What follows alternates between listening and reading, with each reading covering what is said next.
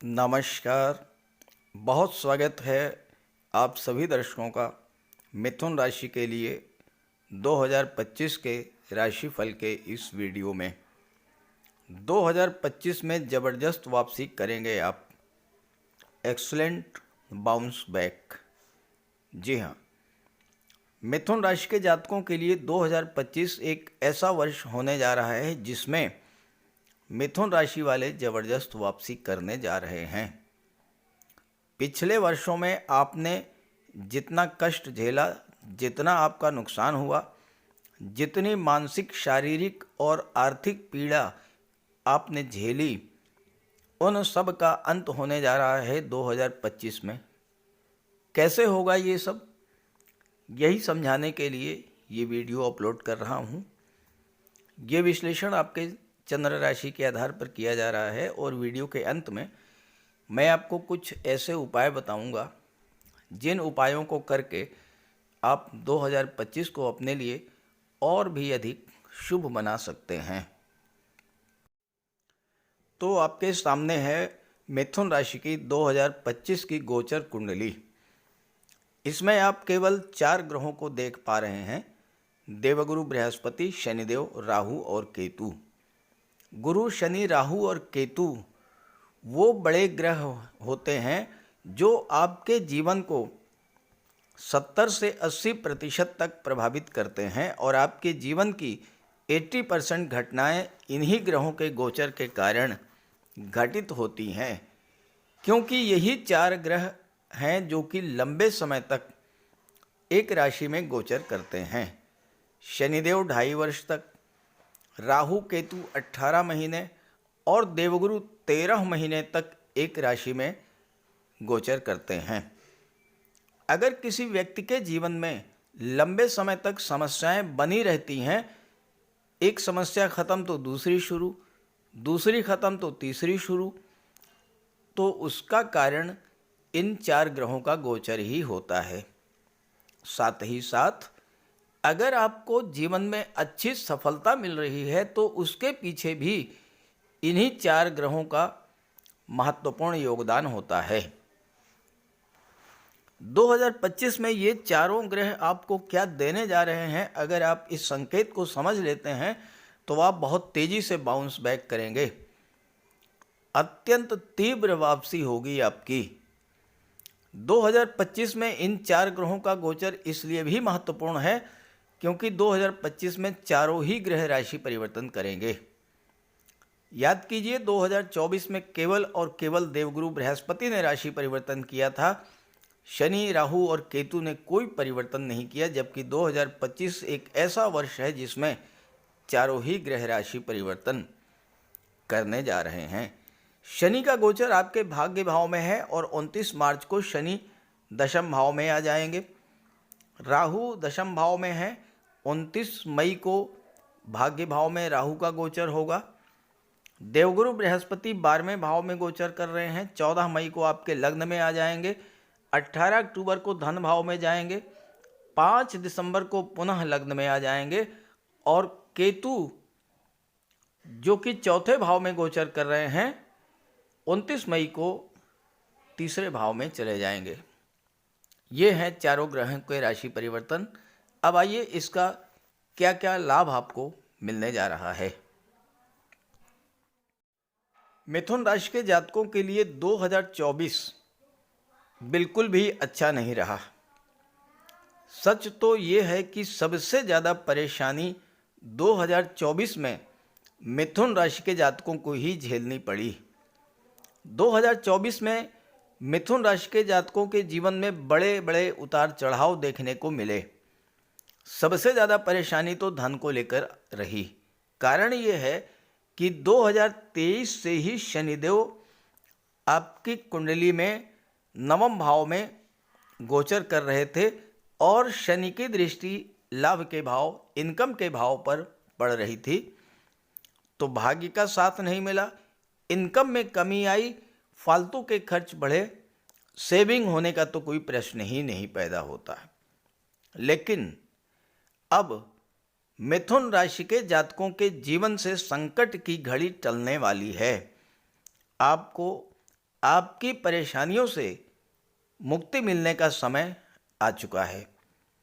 29 मार्च को जैसे ही शनि राशि परिवर्तन करके मीन राशि में आएंगे, कुंडली के दशम भाव में आपके पिछले कष्टों का अंत होना शुरू हो जाएगा।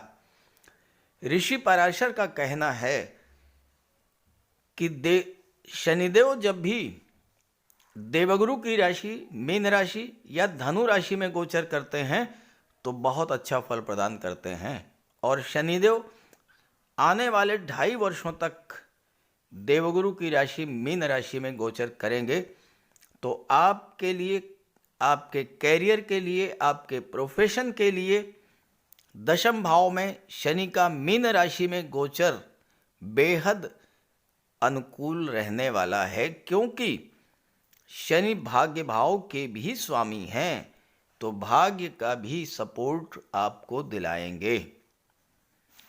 शनि 8वें भाव के भी स्वामी हैं और 8वां भाव परिवर्तन का होता है, तो अगर आप जॉब में परिवर्तन करना चाहते हैं तो उसके लिए भी बेहद अनुकूल समय है।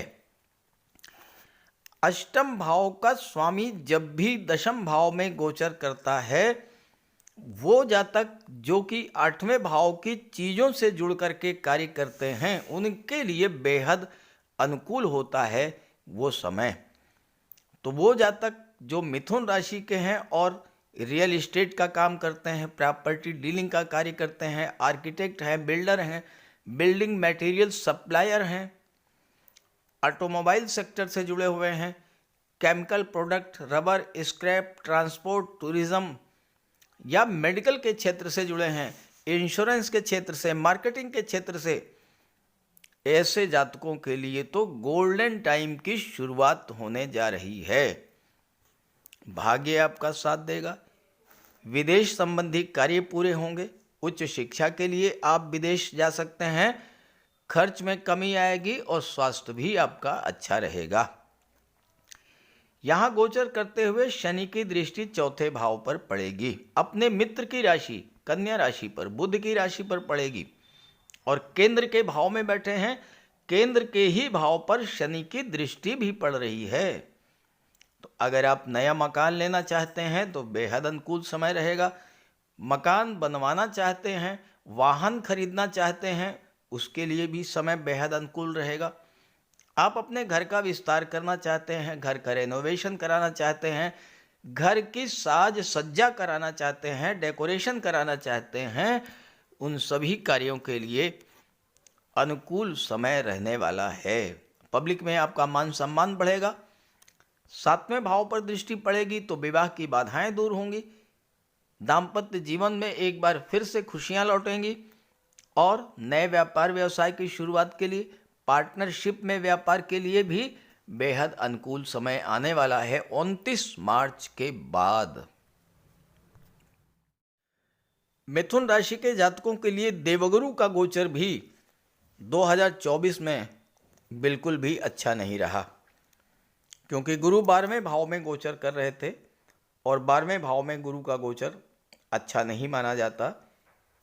शारीरिक कष्ट, फालतू के खर्च, लड़ाई झगड़े, कोर्ट कचहरी, इस तरह की समस्याएं, विदेशी व्यापार में समस्या, विदेश जाने में परेशानी, कर्ज का बढ़ जाना, स्वास्थ्य का खराब हो जाना, इस तरह की समस्याएं आपके साथ गुरु के कारण रहीं। लेकिन 14 मई के बाद गुरु राशि परिवर्तन करेंगे और जैसे ही राशि परिवर्तन करके आपके लग्न में आएंगे, आपके जीवन से गुरु से संबंधित जो समस्याएं चल रही थी वो समाप्त होंगी। अब यहाँ एक बहुत महत्वपूर्ण बात आपको समझनी है कि लग्न के भाव में मिथुन राशि में मात्र 5 महीने गुरु का गोचर होगा। यहाँ पर गुरु अतिचारी अवस्था में रहेंगे, सामान्य से कहीं अधिक तीव्र गति से गतिमान रहेंगे। सोचिए जरा, कोई ग्रह 13 महीने में एक राशि से दूसरी राशि में गोचर करता है, और जब 5 महीने में ही एक राशि से दूसरी राशि में चला जाए तो स्पीड कितनी तेज होगी। 14 मई को यहाँ पर आएंगे, 18 अक्टूबर को चले जाएंगे, तो 5 महीने में राशि परिवर्तन कर लेंगे। जब गुरु अतिचारी होंगे, यानी सामान्य से अत्यंत तीव्र गति में गतिमान होंगे, तो अपने फल भी अत्यंत तीव्र गति से प्रदान करेंगे। अब गुरु की दृष्टि पंचम भाव, सप्तम भाव और भाग्य भाव पर पड़ेगी। गुरु की दृष्टि में अमृत होता है। जिस भाव पर गुरु की दृष्टि पड़ती है उस भाव को गंगा जल की तरह पवित्र कर देते हैं। उस भाव से संबंधित सभी शुभ फल आपको प्राप्त होते हैं। पंचम भाव पर दृष्टि पड़ेगी, संतान प्राप्ति की इच्छा थी, संतान की प्राप्ति होगी। जो लोग शिक्षा के क्षेत्र से, जो किसी क्रिएटिव फील्ड से जुड़े हुए हैं, उनके लिए समय बेहतर रहेगा। इस गोचर काल में आप कहीं घूमने के लिए, मनोरंजन के लिए, किसी पिकनिक स्पॉट पर, किसी टूरिस्ट प्लेस पर भी आप जा सकते हैं। छात्रों के लिए बेहद अनुकूल रहेगा। गुरु ज्ञान के कारक होते हैं, आपके ज्ञान में वृद्धि करेंगे। शनि आपकी परिश्रम क्षमता में वृद्धि करेंगे। दशम भाव में बैठे हुए हैं तो छात्रों के लिए कैरियर बनाने का, रोजगार प्राप्त करने का बेहद अनुकूल समय रहेगा। ये 5 महीने गुरु के विशेष उपलब्धियों भरे आपके लिए होने जा रहे हैं। 7वें भाव पर दृष्टि पड़ेगी, अचानक से आपके विवाह का योग बन जाएगा। 7वें भाव पर दृष्टि पड़ेगी, बहुत तेजी के साथ आपका बिजनेस ग्रो करेगा। पार्टनर की तलाश में है तो कोई अच्छा पार्टनर आपको मिलेगा। आपकी डेली इनकम तेजी से बढ़ना शुरू हो जाएगी और मान सम्मान में भी आपकी वृद्धि होगी। जब भाग्य के भाव पर दृष्टि पड़ेगी तो भाग्य का सपोर्ट तो मिलना ही मिलना है। पिता का भी आपको सपोर्ट मिलेगा। धार्मिक यात्राओं पर जाएंगे आप, उच्च शिक्षा के लिए विदेश जाएंगे और आपके घर में कोई धार्मिक या मांगलिक आयोजन भी हो सकता है। तीसरा जो महत्वपूर्ण परिवर्तन है वो राहु का है। राहु भी मीन राशि में गोचर कर रहे थे और मीन राशि में गोचर करने के कारण राहु भी आपके लिए बहुत अच्छा फल नहीं दे पा रहे थे, लेकिन 29 मई को राहु आ जाएंगे नवम भाव में। यहाँ पर अपने मित्र शनि की राशि में रहेंगे, त्रिकोण के भाव में रहेंगे और यहाँ पर राहु आपके लिए बहुत अच्छा फल प्रदान करेंगे। एक तो शनि राहु एक दूसरे के मित्र हैं। शनि भाग्य भाव के स्वामी हैं, राहु भाग्य भाव में बैठेंगे तो भाग्य का सपोर्ट आपको मिलेगा। सबसे बड़ी बात यह होगी कि जब तीसरे भाव पर राहु की दृष्टि पड़ेगी तो आपकी इंट्यूशन पावर को बढ़ा देंगे। 29 मई के बाद चूंकि केतु भी बैठे हैं तीसरे भाव में, ध्यान से समझिएगा, अगर आपने 29 मई के बाद योगा, मेडिटेशन पर ध्यान दिया, थोड़ा भी समय निकाल करके आप शांत बैठ करके अगर आप मेडिटेट करेंगे, आप देख लीजिएगा आने वाले 18 महीने में आपकी इंट्यूशन पावर इतनी स्ट्रांग हो जाएगी कि भविष्य में जो घटनाएं घटित होने जा रही हैं उनका आपको पहले से आभास हो जाएगा।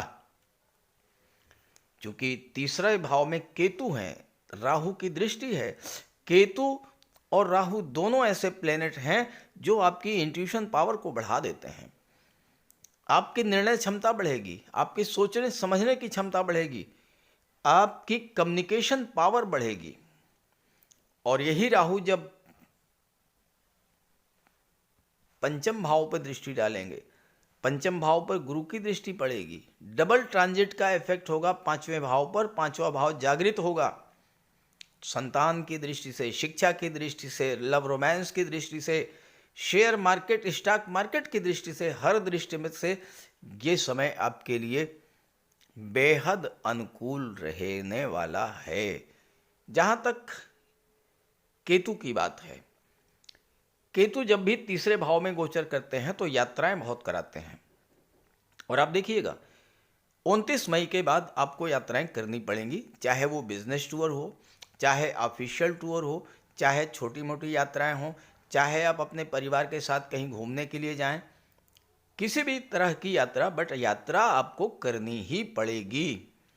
और ये 18 महीनों तक स्थिति यही रहेगी। ट्रेवल से आप बच नहीं सकते, यात्रा आपको करनी पड़ेगी। तो 2025 आपके लिए बहुत अच्छा रहने वाला है।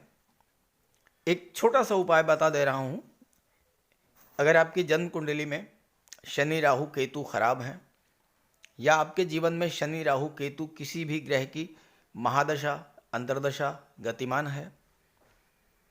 प्रत्येक शनिवार को राहु केतु और शनि के बीज मंत्र का पाठ करें शाम सूरज डूबने के बाद।